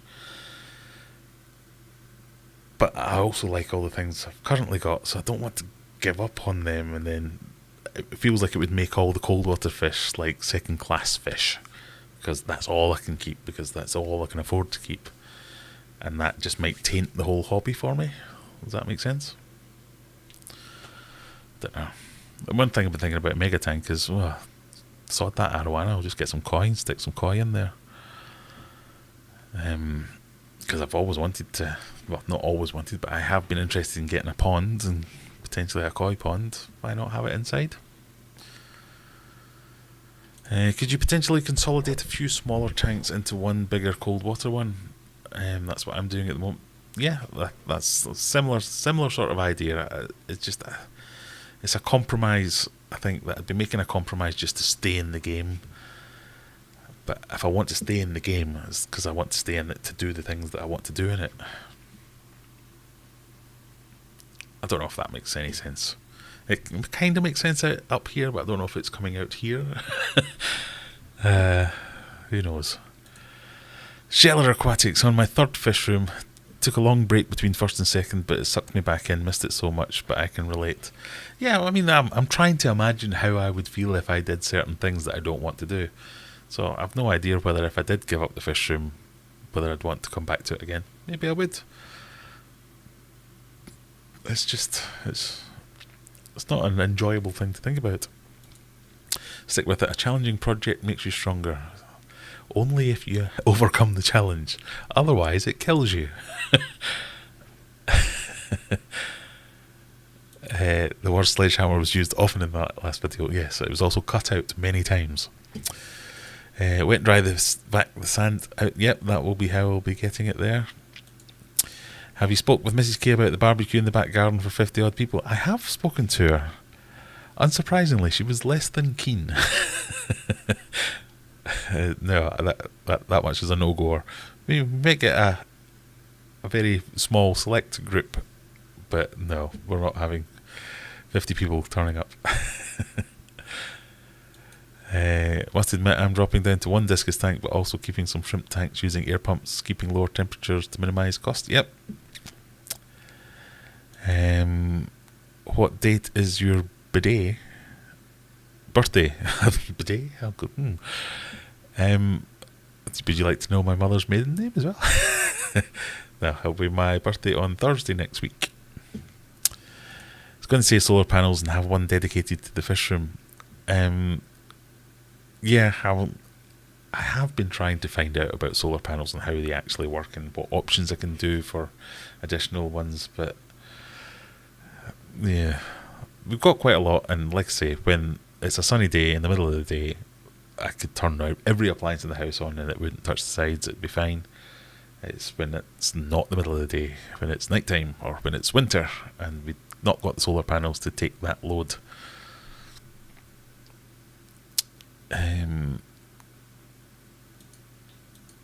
Mine too, is your birthday next week as well.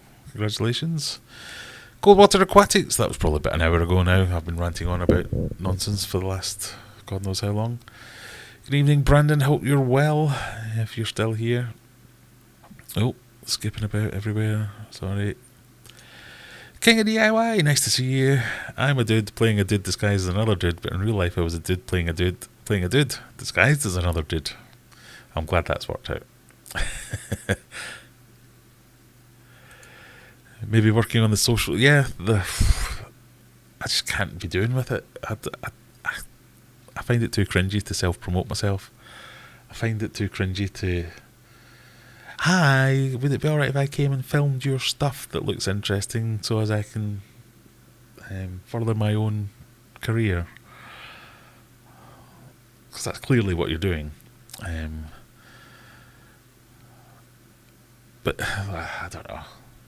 I've done some collaborations which have been some of the funniest times I've had making YouTube videos. I've met some great people. So I don't know why I'm so resistant to it. But I don't know whether it's the introvert on me or if he says to the audience of random strangers on the interwebs. But like last year or just before COVID hit, I had an idea to go down to Tropco. They sent, well, I didn't even have the idea. They sent me an invite, said, would you like to come down and film all our stuff? We'll make it worth your while, I think they said. So I think the idea was they'd give me some fish. And I was like, yeah, I would like to do that. But I've never rang them back. I've never followed through. Obviously COVID got in the way, but they're still going now. I saw a mixed fish video where he'd gone and done it and got thousands and thousands of views. I was like, that's because I'm too much of a wimp to email them and say, can I come and look at your stuff? Yeah. I don't know where I'm going with this now. I'm just now airing all my inadequacies. I watch a lot of car videos and they get crazy views for sketchy content. The fish keeping hobby isn't as large as other more popular hobbies. Yeah, that is a thing. I guess that's talking about my rant about terrible channels making terrible content that still get way more views. But they're doing all the things that get you views, like promoting yourself, saying, look at this amazing stuff that I'm doing here, which I just, for some reason, don't. You don't have to feed golf balls when you go on holiday. Very true. Another tick in the golf column. Do you think my channel will survive a tick? Survive a change of niche if we moved over to be a golf channel? Still watching? Oh, good. Somebody's still here. Thank you. It's never a waste of money. A hobby is an investment in yourself. Yeah, there is that. I did also think about, rather than taking a sledgehammer to make a hank or a bucket of petrol, might just put a hamster in it. Gerbils.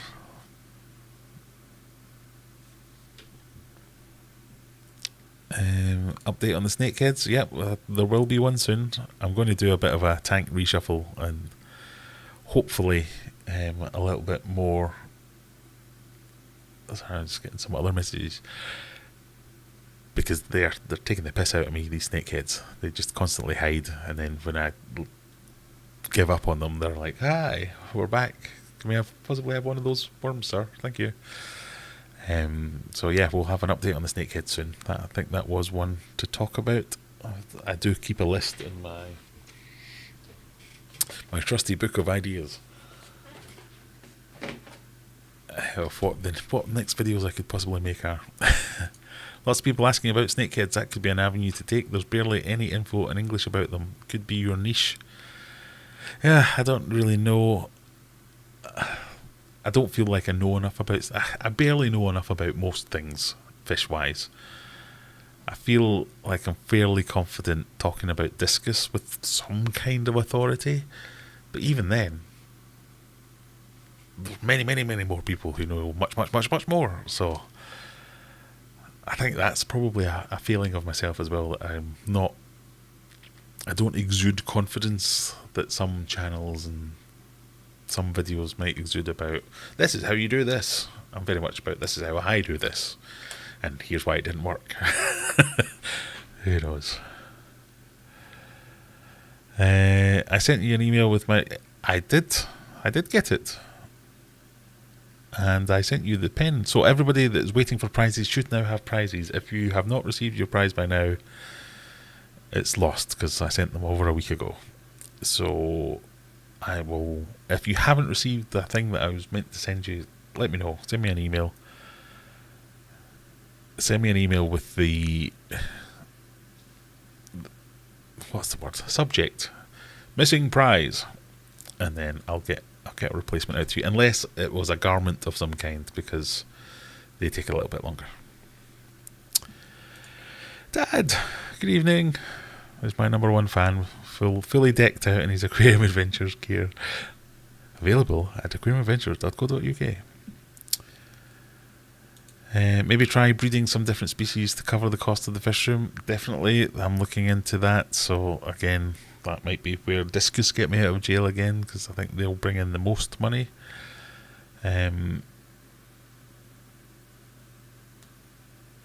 So yeah, that's definitely an option.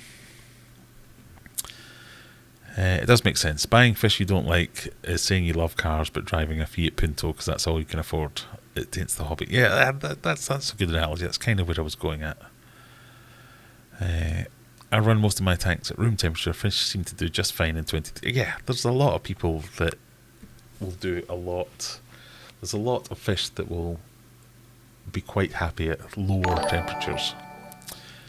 Scott has become a member. Thank you, Scott. So, and that's why the heating the room thing seems to be working for me. It seems to be saving me a bit, but still. Right, Courtney, I've told you before, you're scaring my dad. He thinks you're some weirdo on the internet that keeps saying hello to him. Brian's lost a few fish this week. I'm sorry to hear that, Brian. All one species, been thriving for over a year and then lost 4 in one day. All other fish are okay. Any ideas? If if they're all the same species and you've lost 4 in 2 days, it could be no. Short answer is no, I don't have any ideas. I would need a lot more information than that. So some fish are more susceptible to things than others. So you can have, for instance, one fish might just be ill, might just have a disease, might just die. And then that death changes the water parameters so slightly that the next fish of the same species who's also susceptible to that kind of thing gets ill and dies, and then you have the knock-on effect of water quality deteriorating, fish being a little bit sick, and a few of them die, and they just don't get a chance to recover. But that's very much speculation that that's what the problem is. It could be that they got too hot and they died. It could be that something's predating on them. It could be an actual disease that's just picking on that species of fish. There's a it just happens thing where it just happens.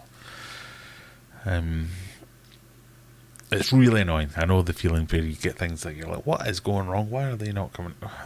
Yeah, but it's join the Discord, see if we can figure out what's going on. It's the kind of thing where we really need more information about what happened exactly, what kind of timelines there were, what are these fish, what are the other fish, what are all the parameters, all that kind of stuff, and we can hopefully figure it out. Happy 60th for next, you cheeky bastard. Only 59. Well, happy birthday for Friday, Sunstealer 78. It's all about storage when it comes to solar. Check out some kits on Amazon. 250 quid and a storage bank like battery keeps it topped up for those grey days. I've been trying to check them out, but I can't really find them.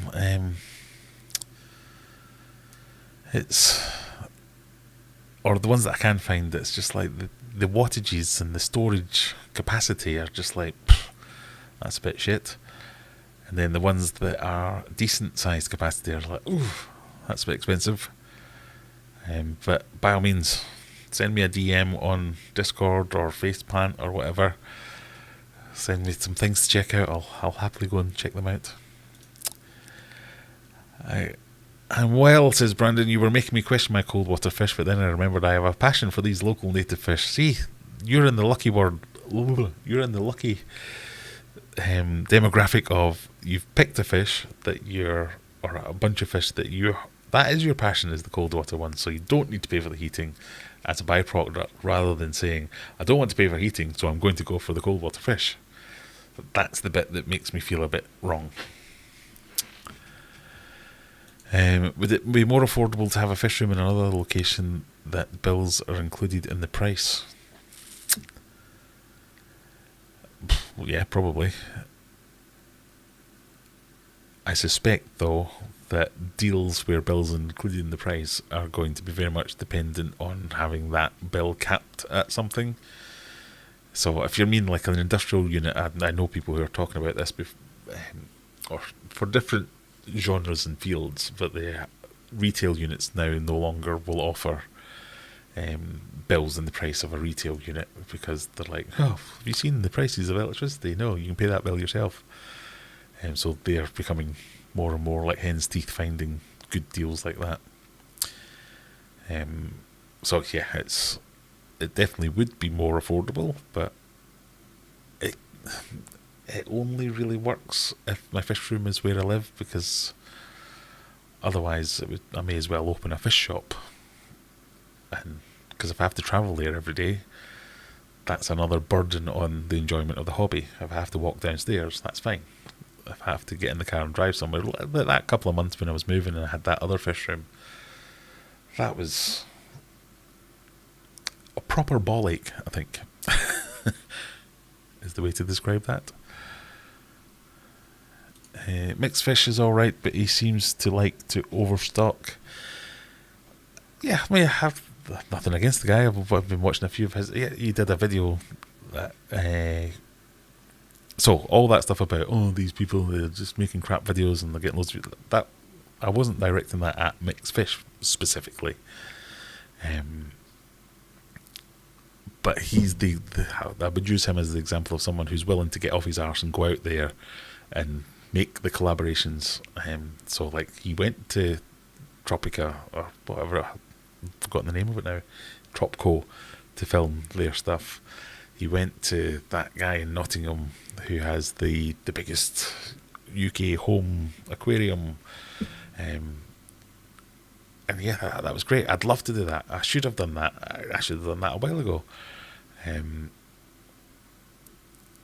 I'd love to get a chance to make those type of videos, and I'd love to make a chance to make them better as well. But he's definitely not the ones where it was more. I was talking to him more of the type of personality that I think I need to do well in YouTube, where you are willing to just barefaced get out there and make it happen, rather than expecting it to come to you, which is what the mistake I'm making at the moment, I guess. The ones who are just like turning a camera on and pointing at a fish tank and talking nonsense for 20 minutes and getting 200,000 views, you're like, what? Where's that coming from? Or I'm going to talk bollocks about some bollocks for 10 minutes and they get 1 million views. Oh, you're like the big American ones that are just like animal abuse, basically. That's just downright annoying. Rent would make it just if it's, but yeah, I think all the rents are going to, if the rent includes the electricity, your rent's going up. Put a wall up with a door to your fish room to contain the heat. Well, I've got like thermal curtains and I've insulated all the walls that I did put up, so it is containing the heat quite well.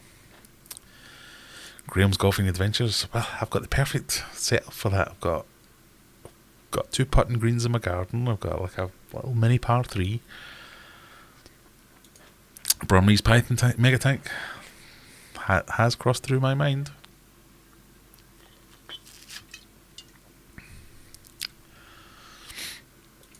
Do a calendar.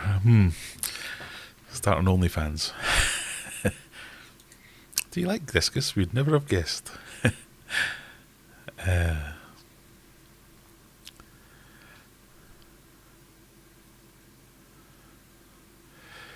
Right, so I'm slowly catching up. I'm sorry. It's been a very indulgent night of me moaning, so I hope it hasn't been too boring. Scott Turner, thank you. Welcome to the Hero Adventurers. It's very much appreciated. I'm sure you wouldn't struggle to find them new homes. If it was to breed, it would be another good way to support it. Yeah, and I do enjoy breeding. That's one of the wings of the hobby that I quite get into. I love learning how to make fish breed. Not make fish breed. My biggest successes come by accident, so I've got a whole poop ton of dwarf neon rainbows. I didn't even know I'd ever kept dwarf neon rainbows in the tank that the fry appeared in, but there you go. Robert Kerr, apologies, I'm not an internet weirdo. I've met her dad. Only kidding. No, she's perfectly normal. Have you ever thought about insulating your garage door? I bet that would solve you a good bit of heat. Well, no, I don't need to. So my fish room is a room within my garage, so the heat doesn't ever get out into that part. And it's quite noticeable. You can stand in the fish room and go, oh, sweat my tits off, it's really warm in here. You can step out of the fish room and still within the garage and be like, oh, it's a bit chilly up here. So the wall that I built that makes my fish room, that's all fully insulated. I've got thermal curtains are essentially sort of double skinned, and that makes the door into the fish room. So while I'm sure the insulation could be improved, it's pretty good.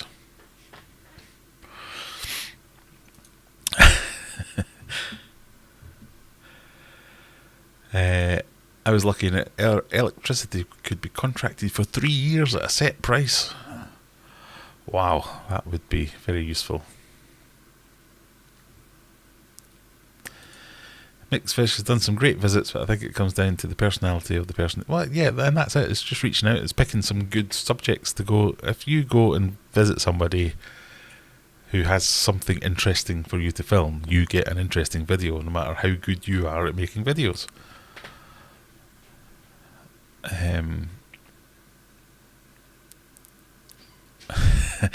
Man lives in fish tank for 1 week video. I could become the Mr. Beast of the fish tank, fish fam. What are we called again? Fish tube family, yes.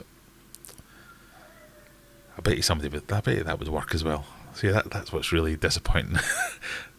That would make me despair for humanity. How many videos have I made? I'm going to have to look this up now. Oh dear. Excuse me while I die. Content. How does one tell how many videos they have?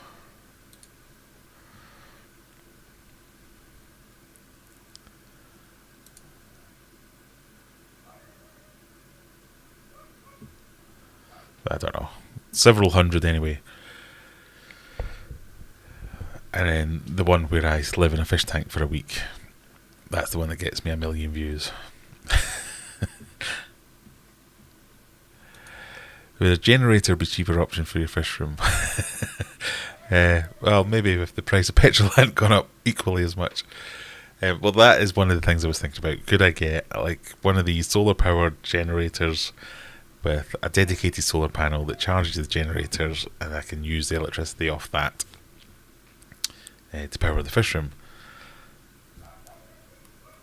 I've just not found the right solution for that yet, so I've been trying to figure that out.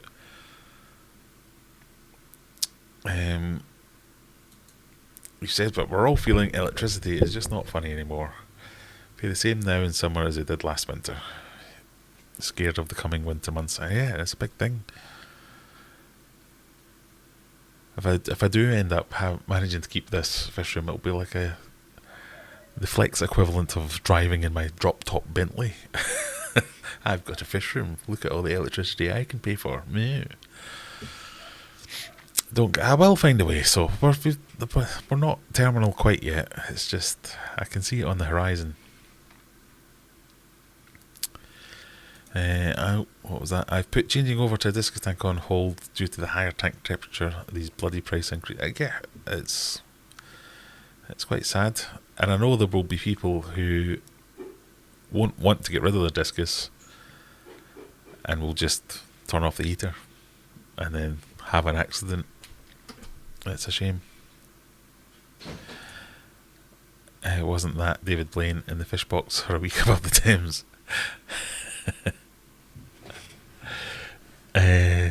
Yes. Do you have an Amazon wish list? Other channels link a wish list of things that can support them. I think I've got like an Amazon shop or page. It might be linked in the description down below of these are the products I use, but I don't have a wish list as in buy me these things. If you would just go and watch a few videos, that's all you really need to do. As much as I love the super chats and people becoming members and all that kind of stuff, very much appreciated. None of this is a cry for, oh, please give me more money, oh, please send me super chat. That's not what this is. This is not a problem that will be solved by a couple of super chats. It's a larger... If the channel continues to grow, we might be fine. And this is all nonsense. If the channel doesn't grow, we might have a problem in a few months. We have to think about it.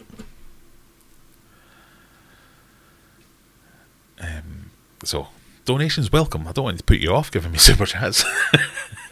But no, you don't have to buy me things. It's fine. Heat hysteria. That's a word I do not recognise. Heat only during the day. Yeah, I'm scheduling the heat. Could you solar power your big air pump? Yeah, so that's kind of what I'm looking for as a solution where I can offload some of the power to some of the things. So I kind of have this idea of, right, I'll just buy a solar power, I'll just buy an extra solar panel, whack it on the roof, somehow wire that into something which then powers some things in the fish room. Not quite got those two some things bits sorted yet. Bringing my discus tank temperature down. Spoke to several people, and they don't have they do not have to be at 30. 27's perfectly fine. I know a few people who keep them at 25 and 26, perfectly fine. I tend to go for 28 is usually what I aim at. But yeah, 30's also fine, but they don't need to be there. My fish room's in the garage. It's been running free on heating with the mini heat wave. Yeah, well, that's part of the problem. Part of the problem is the solution. My fish room is in the garage, but it's inside the garage in its own insulated room. So it doesn't benefit from the heat wave because it's super insulated. So it doesn't get any hotter just because it's hot outside. Thankfully, it doesn't get any colder just because it's cold outside, but it does a little bit because it's got the ground and there's no insulation under the ground. So there is more work to be done on insulating it. But yeah, it doesn't benefit from hot weather. That's the thing. So, I wanted to talk about heat. I just saw that one. Steal your neighbour's electric. Yeah, we did wonder where our electricity was coming from. There was a power cut when we first moved in here. The whole street, the whole vicinity had a power cut, complete blackout, except our house. Our house was perfectly fine. For 2 or 3 streets in any direction, the only people with power. I was like, where's this coming from? We're definitely being charged for it, so we're not stealing it from anyone. But yeah, we were like, what's going on? So if any dodgy electricians out there that know how to hook things up I'm not against stealing. No, for legal reasons, I am against stealing. Relatively cheap way to cool fish tanks. Right, we'll spend the last couple of minutes talking about heat and... or maybe I'll make a video about it. That'd be quite topical, wouldn't it? But anyway, heat. There are ways to cool your fish tanks. If you are noticing your temperatures are rising, you can't get it out, try and get surface movement. So my number one tip is get surface movement, whether that's just pointing a fan at the top of the aquarium. Get as much surface movement as you can. That helps with, as well as helping cool the aquarium, it helps with gas exchange. Additional air stones, more air stones. That doesn't necessarily... What's going on here? Best adult dating sites. I think we have a spammer. Air stones doesn't necessarily cool the tank, but it increases the amount of oxygen coming in, because the number one killer with heat is I've forgotten what the word is now. The oxygen... The amount of oxygen in the water is... I'm going to mong this up now. The amount of oxygen in the water is lowered when it's hot. So the hotter the water, the less oxygen in the water. So more air creates more gas exchange. More air across the top of it creates more gas exchange. Helps your fish deal with the warmer water better. So if you can't get the water cooler, more agitation, more surface movement, whether that's blowing something across the top, whether that's pointing your filter outputs at the top and getting that water, getting it to break, more and more bubbles in there. That'll help you deal with the air a bit better. If you need to actually cool it, freeze some big 2-litre bottles of water and just float them in, use them like icebergs, get them in the freezer now, so when it comes around to the hot days next week, you've got a few bottles, then you can keep them in rotation and get them in your freezer. There was more things I was going to talk about, but the main point I wanted to make is the heat isn't necessarily always the problem. The heat is usually generating a byproduct of low oxygen concentration in your water, and that's the thing that causes the problem for your fish, and that's when they start to go downhill quickly. So hopefully I might make a video about this where I explain my thoughts a little bit better, but that's kind of where I went to it. That's kind of where I wanted to go with that.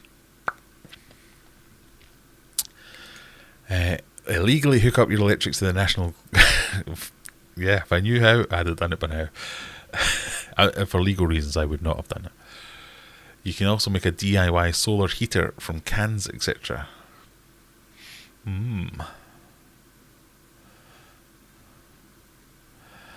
ex-Ruggy's house, that. Well, the guy that did live here before was a bit of a notorious criminal, so you never know. I start talking about heat and the adult wet pots come out.